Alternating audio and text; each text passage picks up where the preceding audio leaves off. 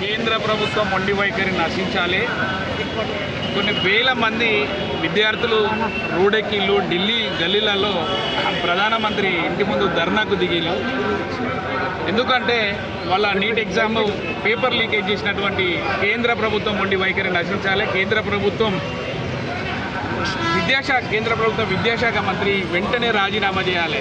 దేశవ్యాప్తంగా విద్యార్థులకు అన్యాయం జరుగుతున్నదని రాహుల్ గాంధీ గారు నిరసన కార్యక్రమం తెలిపితే రాహుల్ గాంధీ గారిని తీసుకుపోయి అరెస్ట్ చేయడం జరిగింది. ప్రియాంక గాంధీని అరెస్ట్ చేయడం జరిగింది.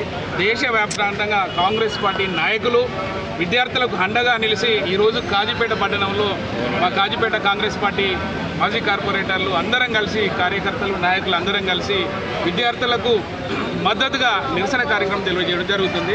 రాహుల్ గాంధీ గారికి మద్దతుగా మా నాయని రాజేందర్ రెడ్డి గారి ఆధ్వర్యంలో, నాయకత్వంలో ఈరోజు కాజీపేట పట్టణంలో నిరసన కార్యక్రమం ఏర్పాటు చేయడం జరిగింది.